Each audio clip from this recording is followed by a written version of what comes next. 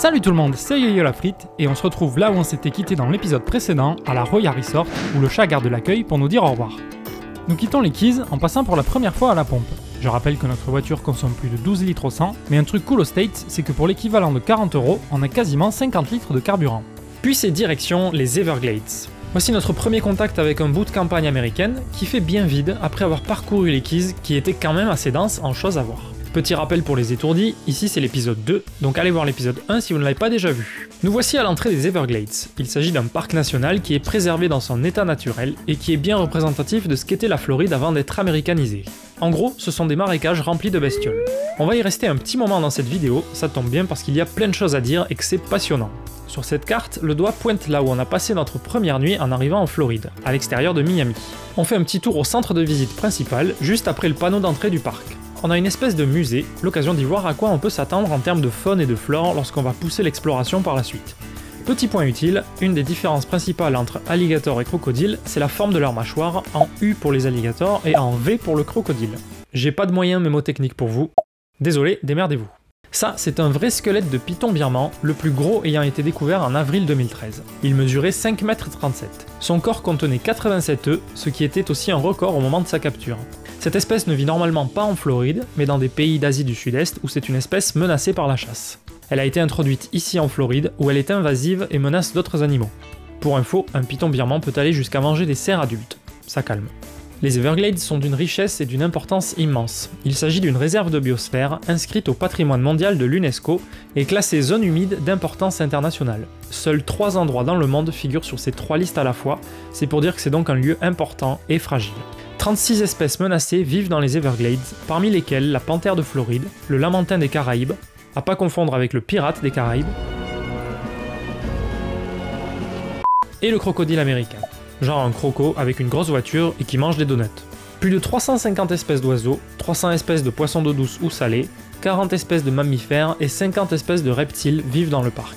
Alors pas de croco à nous mettre sous la dent aujourd'hui, ou plutôt sous les dents de qui se mettre, mais nous avons de forts espoirs de voir des alligators.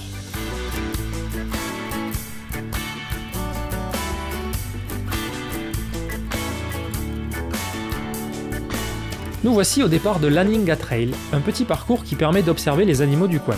Une aventure sans trop de danger, puisqu'un chemin est délimité pour les humains, mais on reste en contact assez proche avec tous les animaux sauvages, notamment les alligators comme vous allez le voir. On voit les alligators, il faudra appeler Papy Mamie en visio. En visio avec l'alligator.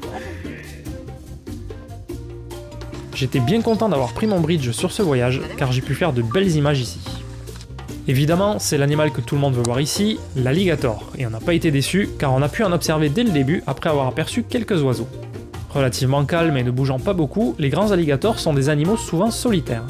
Les plus petits se trouvent souvent en grand nombre les uns avec les autres.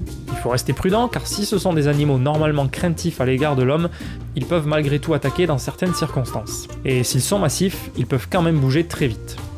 Même si l'alligator est la star la plus prisée des Everglades, mon animal préféré ici, c'est la talève violacée, un oiseau aquatique qui vit généralement dans des zones humides terrestres, des tourbières ou des marais.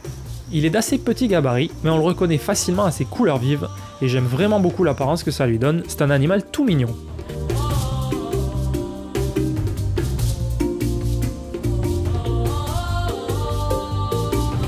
Remarquez les pattes qui se finissent par de très grands doigts, ce qui lui permet de marcher avec stabilité sur les nénuphars ou la végétation. Cet oiseau se nourrit de fruits, d'insectes, de grenouilles, de poissons ou de leurs œufs, parfois aussi des poussins d'autres oiseaux aquatiques. Les crocos et les tortues sont ses principaux prédateurs.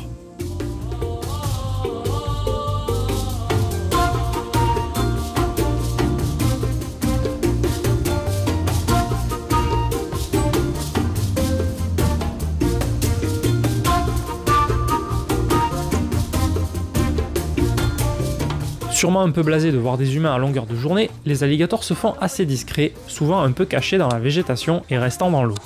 Après, c'est aussi un comportement assez habituel chez cet animal.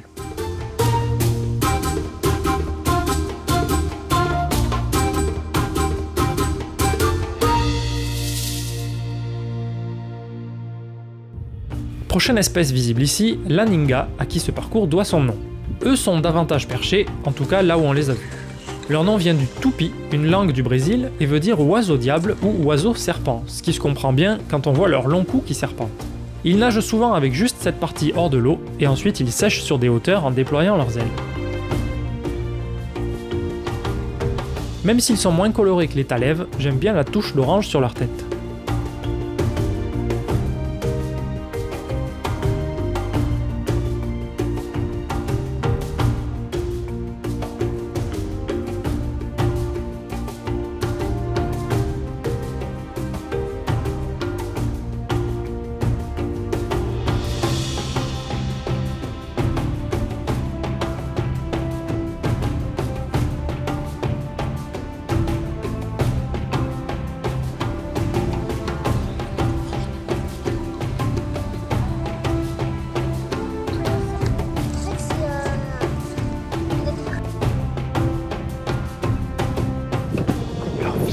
Basé sur le mouvement.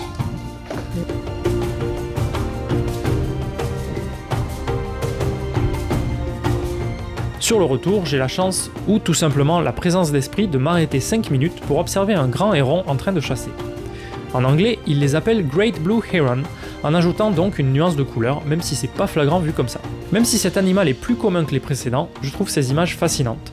Un grand héron se nourrit principalement de petits poissons qu'il pêche en restant immobile, pataugeant lentement dans l'eau, à l'affût du bon moment. Il peut aussi plonger sous l'eau en plein vol, ou encore planer au-dessus de l'eau pour attraper ses proies, mais j'ai pas eu la chance de voir ça de mes yeux.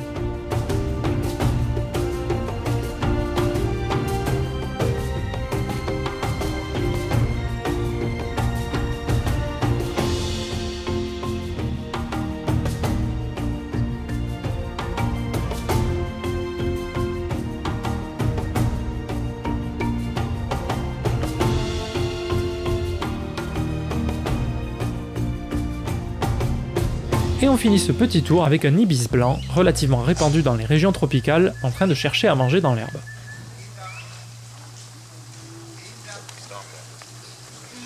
Juste à côté de l'Aninga Trail, une autre boucle est proposée, le Gumbo Limbo Trail, un sentier plus sauvage directement dans la forêt. Ici, moins d'animaux à voir, ou en tout cas bien plus difficilement car ils sont cachés dans la végétation, et surtout plus petits et toujours en train de bouger. C'est donc surtout de la végétation qu'on peut observer, comme ces Bursera simaruba ou gommiers rouges, également appelés Gumbo Limbo, identifiables à leur écorce brun-rouge. Mais les arbres les plus mémorables, ce sont des figuiers étrangleurs qui se développent sur la base d'un autre arbre existant et qui, tout en cherchant la lumière vers le haut, poussent en racines aériennes vers le sol. Niveau animaux, on observe quelques tortues discrètes dans l'eau.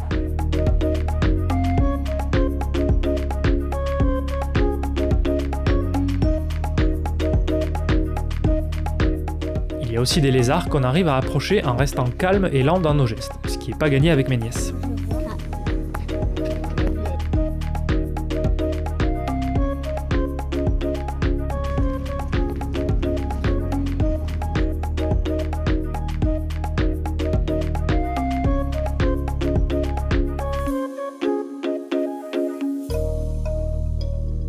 Enfin, il y a ici des papillons emblématiques de la Floride qui en sont un symbole officiel au même titre que les alligators.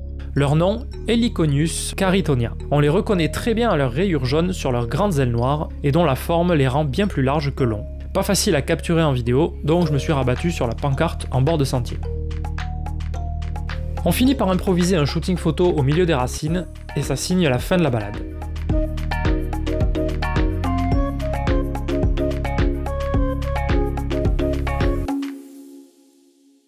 Rassurez-vous, le road trip continue dans les Everglades.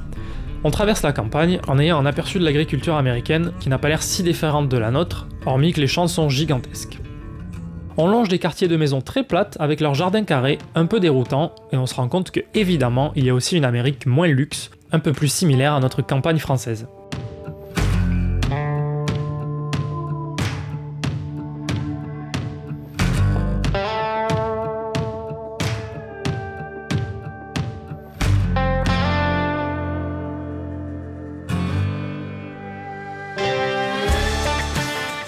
On roule un moment sur la Tamiami Trail, une route qui fait la liaison entre Tampa et Miami, d'où son nom. Elle longe le canal du même nom.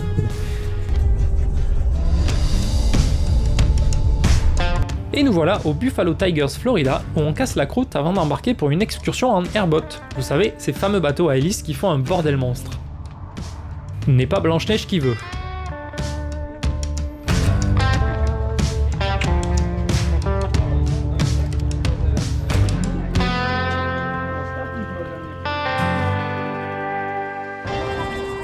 C'est parti pour une exploration des environs à la recherche d'alligators, avec à la tête du groupe notre guide Taylor qui va nous expliquer beaucoup de choses.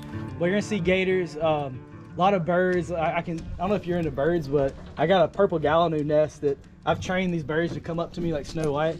Like as soon as they got hatched, I started feeding them, so it's pretty cool. Then you need the blue heron and osprey and maybe a Bigfoot.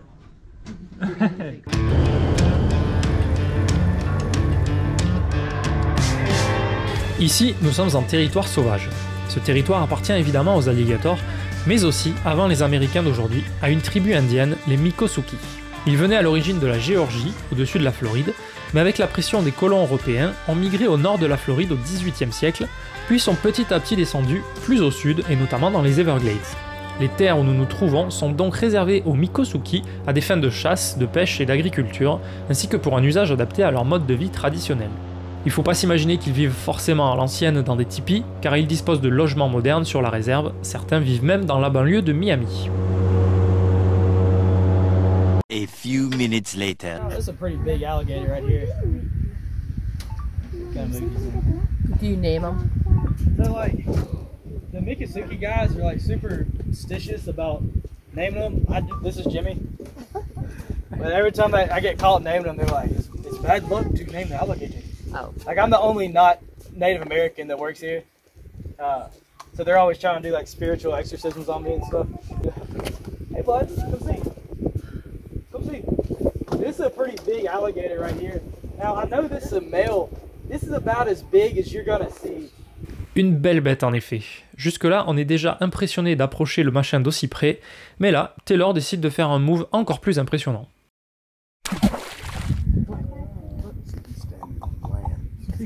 Now when he's on land like this, I feel a lot safer with him, right? You know, if he's in the water right here, that tail is so strong, he can whip that tail and come his whole body length out the water. I got something for you. You see how he walks like kind of awkwardly in the water like that? Now once he's in the water, now I'm a lot more danger zone. Là, mon frère, qui a peur des serpents, ne doit pas être rassuré.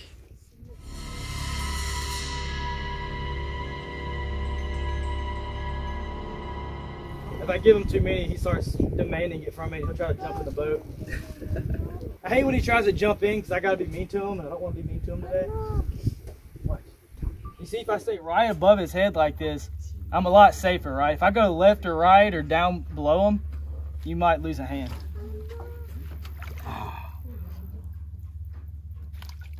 You missed it. It's over there. It's over there. There, you see, as soon as it got to the side, he could see it a little bit. It kind of went that way. Now this is an old alligator. You know, he didn't look that big from a distance. When he comes to the boat, you notice that tail's super long. So if you see the distance between his nose and his eyes, however many inches that is, about how many feet the alligator is. So I'm seeing maybe 12 inches between. It's probably about a 12-foot gator, which, like I said, the water gets so high here, there's no reason for the big ones to really be here. So he's kind of the man of this area. He, you know, they get territorial, and he's the boss. You notice he puts his jaw right above the water like that. Taylor nous raconte bien d'autres choses que je ne peux pas vous retranscrire car j'en ai oublié la moitié et que de toute façon, le mieux c'est d'aller là-bas pour faire la visite. Je recommande fortement, les guides sont passionnés et passionnants. Bon et puis ça va, c'est qu'à 9h30 d'avion. See you later, alligator.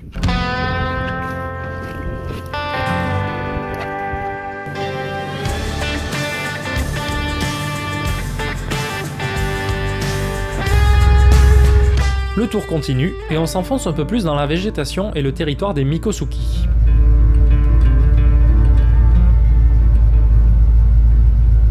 Ici, on aperçoit furtivement un autre alligator et surtout un bébé, et je crois que je l'ai filmé sur ces images, mais même en me le repassant 50 fois, j'ai jamais réussi à le repérer. À vous de voir si vous y arrivez.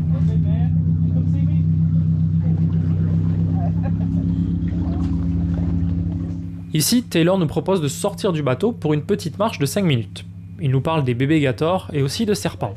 If I can get some to get used to us giving them food, they'll start coming out. And you know that sensitive part of the jaw I was talking about? Like, you know, they'll try to bite me, but you pet that jaw and it'll go to sleep in your hand. It's really cute. But...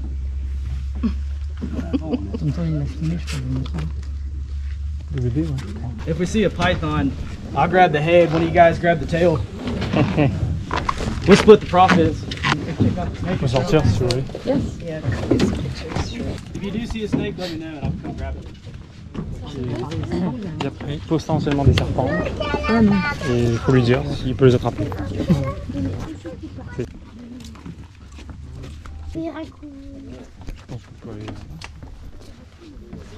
Comme un con, je me retrouve à la tête de la file pendant la marche. Un serpent ou un alligator peut à tout moment me sauter dessus, mais finalement, on n'a rien vu du tout.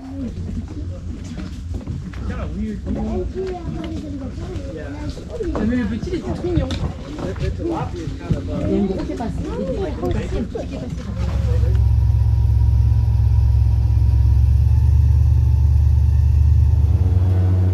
La balade continue et on s'approche d'un autre alligator, mais surtout d'une thalève violacée, mon nouvel animal préféré du coin.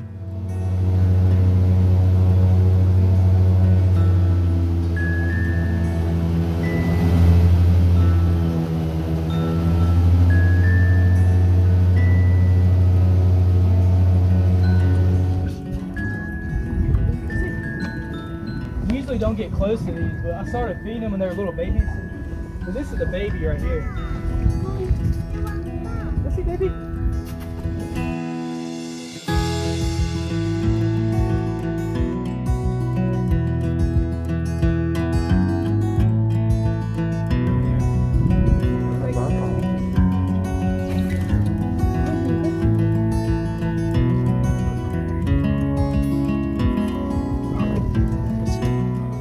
Now say it again in purple. Purple Gallinoo. You got the purple Gallinoos and the common Gallinoos, but who wants a common Gallinoo, right? We wouldn't. The common Gallinoos are like just brown and rude. The mom and dad is here somewhere, but they're like got all their colors. Like that's, she doesn't have all her color yet. She's Ouais. one baby.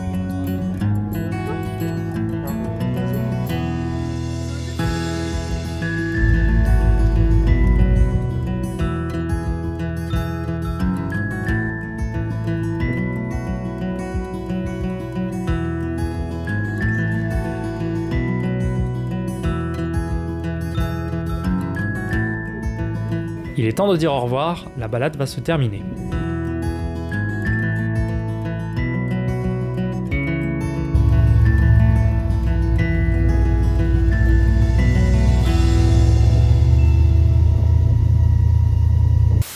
Ça fait à peine 3 jours qu'on a la voiture et elle ressemble déjà à un dépotoir. Toujours dans les Everglades, le niveau d'excitation va encore monter d'un cran. Ici, on emprunte une route alternative à la route principale. Nous sommes sur la Loop Road Scenic Drive. Construite dans les années 20, longue de 26 miles, elle commence tranquillement, l'air de rien. On constate qu'on est plus à l'étroit que sur les grands axes, surtout avec notre engin d'américain. Quelques maisons à droite et à gauche, parfois des épaves ou des lieux abandonnés. Au bout d'un moment, le bitume se transforme en terre. Les limites de vitesse se réduisent jusqu'à 15 miles par heure, soit 24 km/h, et on entre dans le vif du sujet. Il y a une tortue! Marche rien! Regardez la jolie tortue! Oh non, elle est partie. Oh, trop naze. Elle est partie. Ben oui, mais elle a fait sa vie, hein, c'est normal. Voyons, il a été trop vite aussi là. C'est de ma faute, on a une voiture qui fait 15 tonnes. Là. Merci, hein, c'est gentil. Je l'ai pas vu moi non plus. Hein. Moi non plus, je l'ai pas vu.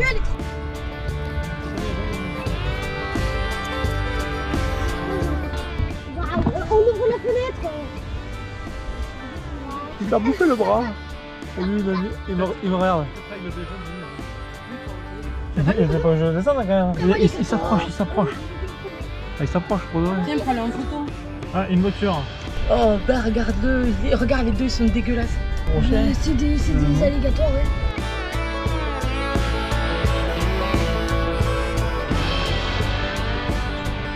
Hi, what's your name? Have a great day. Il y a une grosse différence avec l'Aninga Trail ou le tour en airboat. Ici, on est livré à nous-mêmes. Mais c'est pas un vrai, c'est une fou. Si on se fait bouffer un bras, ce sera notre seule faute et surtout on n'aura personne pour nous aider dans l'immédiat. Plus on s'enfonce, plus on voit d'alligators sur le bord de la route. Les alligators aiment bien se prélasser au soleil, non pas pour bronzer, mais pour réguler leur température. Comme ils doivent garder une température à peu près constante, rester trop longtemps dans l'eau la fait baisser, donc ils se mettent au soleil sans bouger pour emmagasiner de la chaleur, ce qui leur permet aussi de passer les nuits qui peuvent être très fraîches.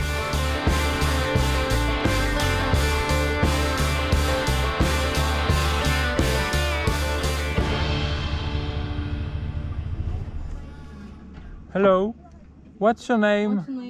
Oh là là là là.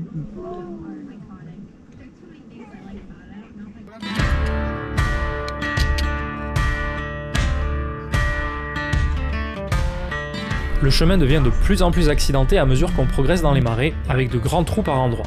Heureusement, notre super Ford Expedition gère bien ce genre de terrain. Et pas quand on venait aux États-Unis pour faire du. Comment on appelle ça déjà? Du safari, je sais pas, Ouais, du safari, buggy. Du dracar, comme quoi là? Un dracar, c'est un bateau. T'as dit dracar. Oui, c'est quoi? Ah oui, c'est un bateau, pardon. Comment ça s'appelle alors? Je sais pas, je suis secoué là. Tu penses au machin dans le désert là? Ouais. Ouais, le Ouais, Paris-Dakar. Paris-Dakar. Le Dakar. Oui, le Dakar. Ah, Le Paris-Dakar. Dakar, oui. Pas du Dakar.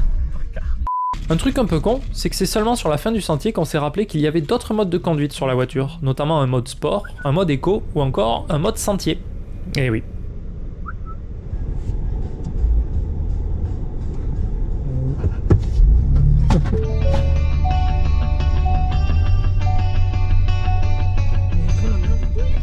Oui, il est condamné, lui. Mais je suis un sentier là. Un sentier, on s'en fout que t'as un sentier. Arrête-toi! Le sentier nous a pris 2 heures à parcourir en comptant les nombreux arrêts, mais ça vaut franchement le coup. C'est une expérience super fun. Il y a même des endroits prévus pour randonner, mais je sais pas à quel point c'est safe.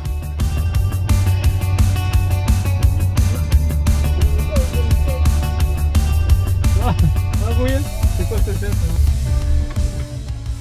Allez Vito, on va manger, on va se promener, on va regarder la mer, les dauphins, on va nager jusqu'à minuit, faire des trucs de fou. Les Everglades, c'est terminé. Nous voici à Naples, à pas confondre avec Naples, en Italie. Nous sommes sur la côte ouest de la Floride, face au golfe du Mexique. C'est une ville aux alentours des 20 000 habitants, ce qui est étonnant car elle paraît immensément plus grande de notre point de vue, mais c'est parce qu'elle est entourée de grands axes routiers très caractéristiques des USA, autour d'hôtels et autres zones commerciales immenses, qui en soi ne sont pas des lieux habités. Au moment de notre arrivée, le soleil s'apprête à se coucher, et le meilleur endroit où être à ce moment-là, c'est sur la côte. On traverse donc un bout du centre de Naples, bien plus joli que la périphérie, et parmi des quartiers qui rappellent vachement de nombreux films ou séries mythiques. On arrive pile à l'heure au niveau du pier, une jetée mythique de Naples, pour assister au spectacle.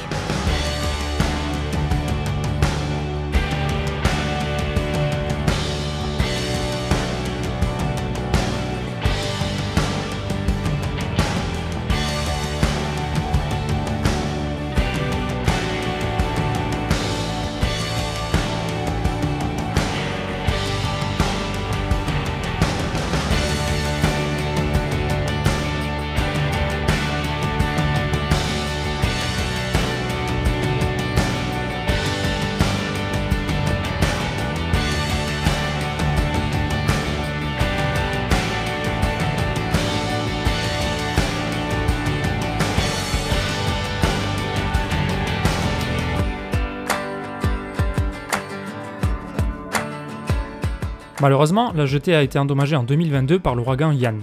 Cette portion est donc fermée, mais depuis notre passage, la reconstruction a démarré. La jetée avait déjà été reconstruite suite aux ouragans de 1910, 1926 et 1960. Et oui, la Floride est en effet très touchée par les ouragans, leur saison annuelle s'étale sur 6 mois, centrée sur le mois de septembre. Tous les ouragans ne sont pas extrêmes, mais comme on vit dans un monde où il y a de plus en plus de gens et donc de plus en plus d'habitations, forcément les probabilités de dégâts augmentent.